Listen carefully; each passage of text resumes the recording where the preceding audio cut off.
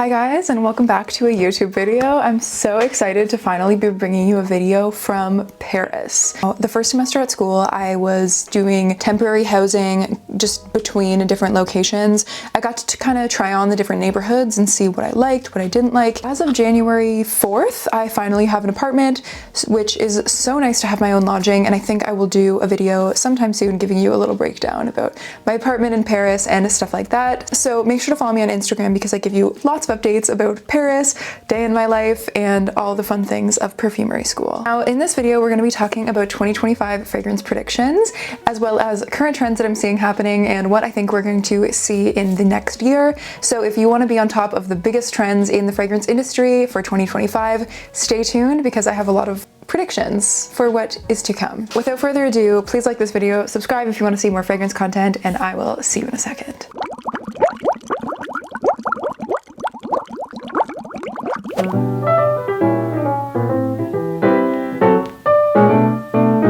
First of all, let's talk about a huge trend that I've been seeing in this industry, which is the fragrance world is expanding. The fragrance industry is worth so much more than it was just 3 years ago. So many people of all ages, all tax brackets are getting into fragrance, whether they want something affordable, whether they want something strong. I think overall a trend that we will see in 2025 is just the overall continued expansion of the industry.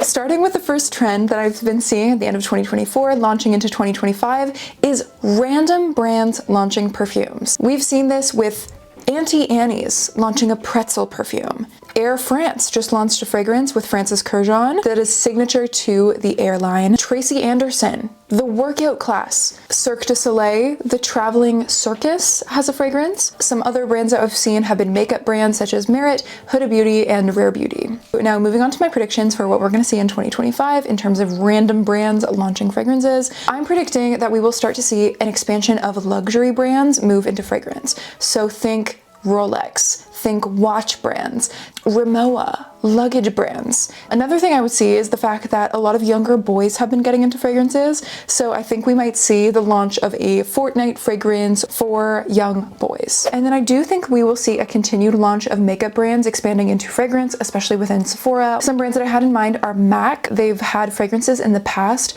but I think they might try to come at it with a new direction. I think MAC could be a huge fragrance brand, and then other brands that I think that we could potentially see would be Hourglass, Glow Recipe, Ilia, and Refy. Now, of course, brands like Auntie Annie's, the pretzel brand, I could have never thought that they would launch a fragrance or predicted that they would launch a fragrance, so I think we'll be pleasantly surprised with some really random brands this year. So if you have any thoughts on brands that you would like to see come out with a fragrance, no matter how random it is, let me know in the comments below.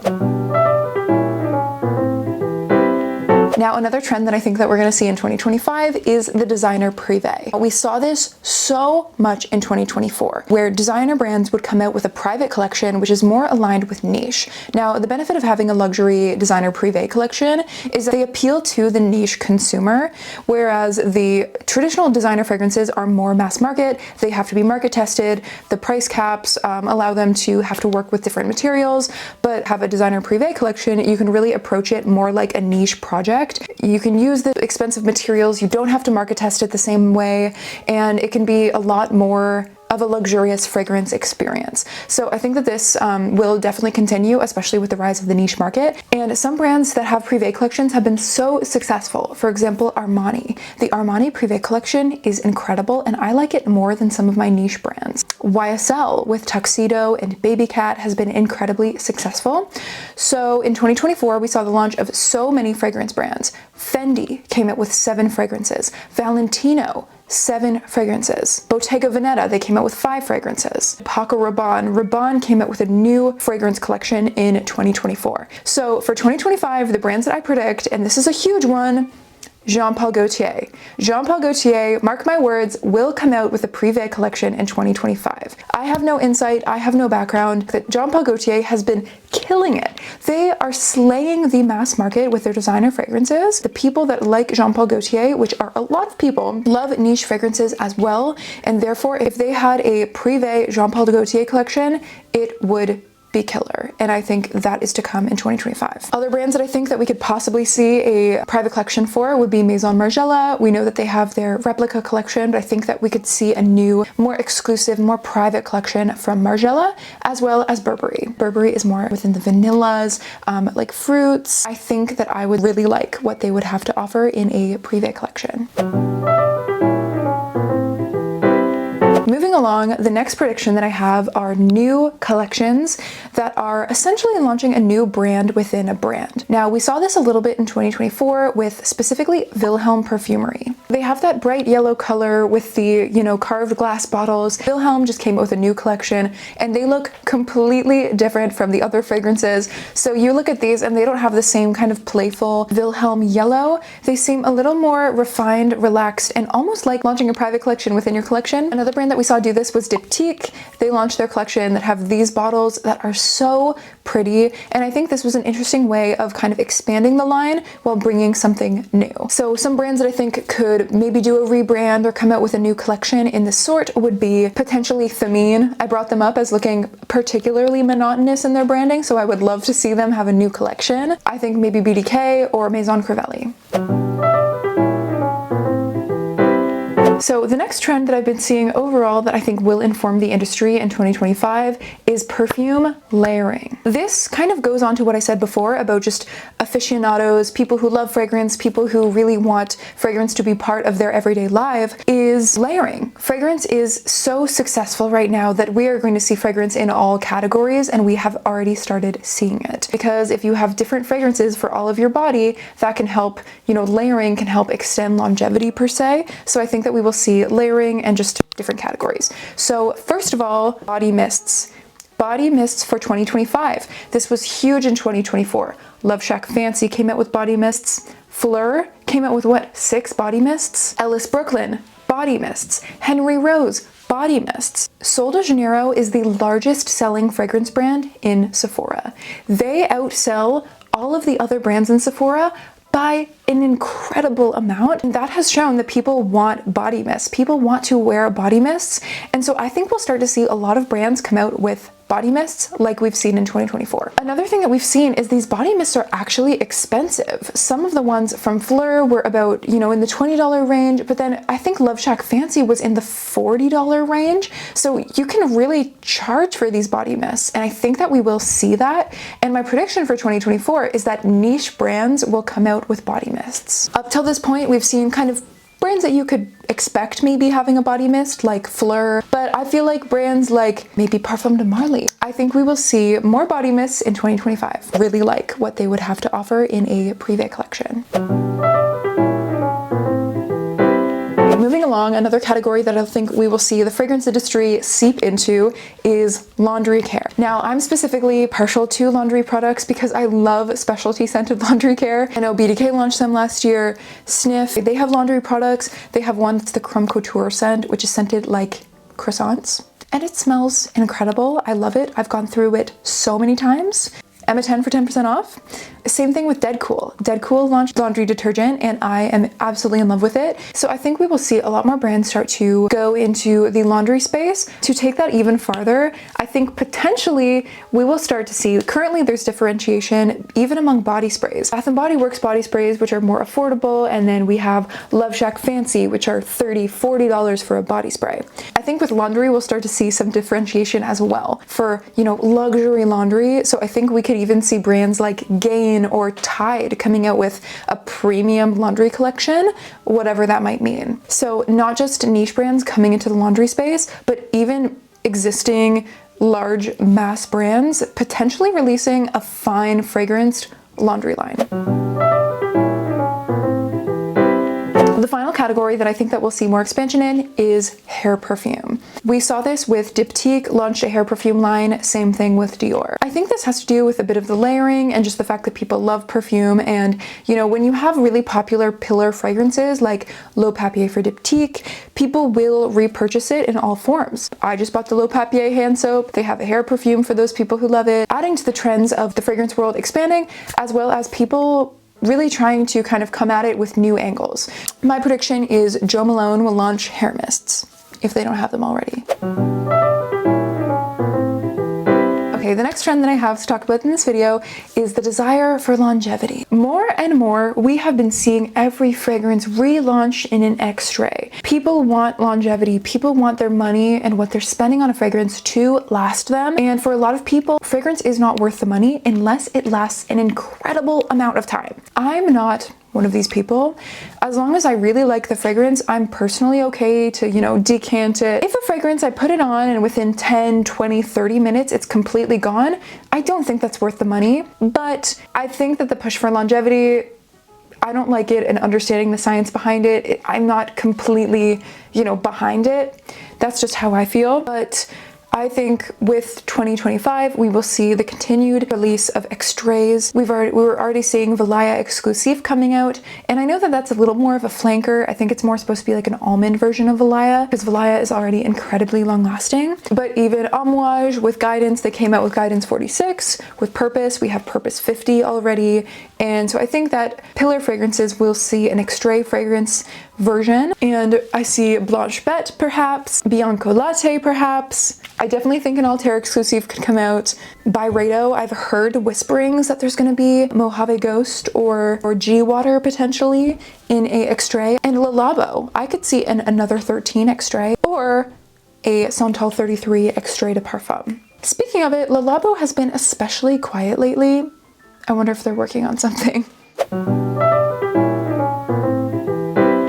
To continue on the fragrance desire trend for fragrances to be super long lasting, I think in 2025 we will see a lot more fragrance extending technology. Now, some that we've seen in the past few years have been Future Society, the new biotech brand. They came out with the Optimal Habitat fragrance primer to make your fragrance last longer.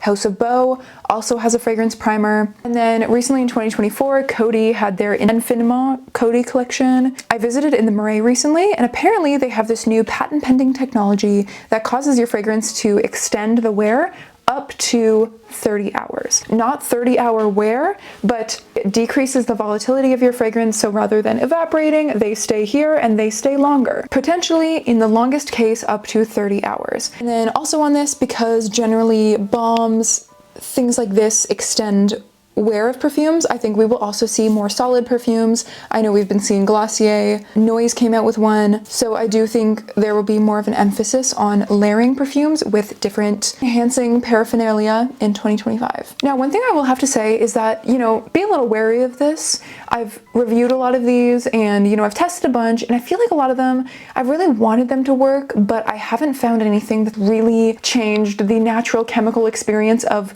everything. You just can't make things last forever. I've tried a lot of these and some of them have been helpful, but I think no matter what citrus fragrance is, even if they're extended in some way, they always are never as long lasting as deep myrrhs or incenses or ambers. So I think that we will see a lot of this, but I don't know if there's anything that will really, really, really make a big splash, but we shall see. Finally, let's talk more about trends in terms of what will we smell? What are the scent trends? Are we gonna see cherry? Are we gonna see rose? What are we seeing in 2025? What are we gonna smell like? Before I get into trends specifically for fragrances, please comment below. Let me know what trends you are predicting for 2025 or what you want to see in 2025. So if you're seeing musk, do you like musk, or would you prefer vanilla? Or are you seeing vanilla but you don't like vanilla? Tell me what you feel about the notes. I want to know. First of all, we are coming off of a gourmand sensation. Gourmands have been in, and they have been so in, to the point where every fragrance launch recently feels like a vanilla. And obviously, people love these. These fragrances continue to perform exceptionally well. And yet, the coin has to drop. Trends always change, they always come and they go and they evolve. So where's this gonna go? Well, my prediction is that we'll start to see gourmands that are non-traditional. So, what is trending? When I was at Scent Explorer in December, Alexandra Monet, a perfumer at Firmenich, mentioned the fact that Asian-inspired flavors are really inspiring the fragrance market right now. A brand that is so popular for this is Danam. They're the Vietnamese brand that recently just came out with a magnificent Japan collection. They have fragrances inspired by Japanese culture, specifically foods, flavors, scents. So we see strawberry mochi, we see matcha. Beyond this, we've been seeing a lot of notes of milk teas And I think that this is a way of kind of taking these gourmand notes and just infusing it with something different, something a little more inspired than, just vanilla. So I think that there's a lot of growth there potentially in 2025. Next up, this is one of my predictions, is that we will see more savory gourmands. And I think that this will kind of be a bit of a cross between the gourmand trend and also the second skin trend that we really saw in 2023. From 2021 through 2023, the second skin scent was everything. Every brand was releasing kind of like a musky, you can't really put your finger on it scent, and that was super, super popular. And then 2023, 2024, gourmands, all gourmands, always. And so I think that having savory gourmands evolves the gourmand trend, but also can link back into the kind of second skin musk trend.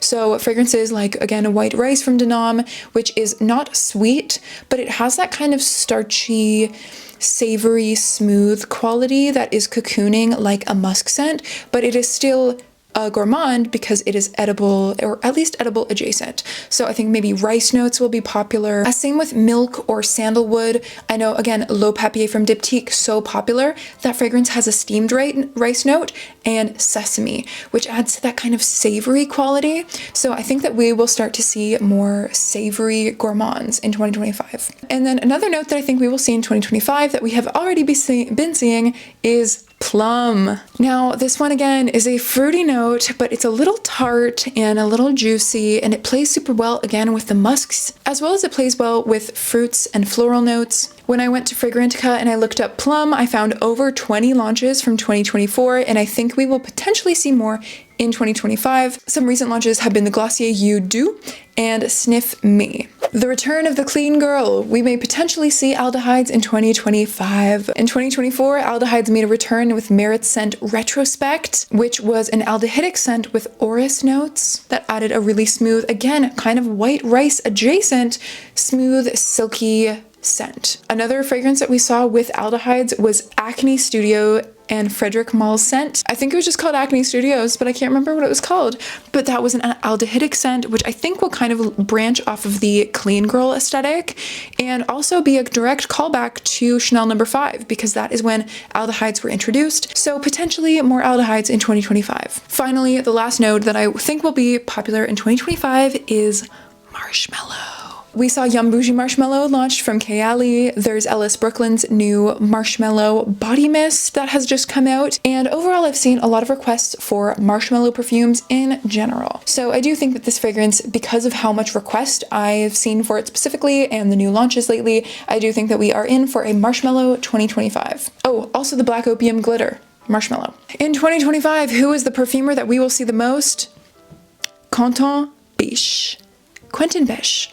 This man, I counted, and he in 2024 worked on 36 fragrance launches. Now, I went through Fragrantica and I looked through a ton of different perfumers, big names, small names, names that I've been seeing a lot lately, and the other perfumer that I counted that had the most fragrance launches in 2024 behind Quentin was Anne Filippo from IFF, and she had 29. Quentin is at 36 fragrances. And in 2025, I'm filming this January 18th, Quentin Biche has already released 9 fragrances in 2025. In 2025, 9 fragrances have already come out under Quentin Biche's name. It is January 18th. That means that every other day there has been a new Quentin Biche fragrance. That's almost one fragrance every 2 days from Quentin Biche. This man is at work and he's working hard. I do think that we will see him a lot continued in 2025.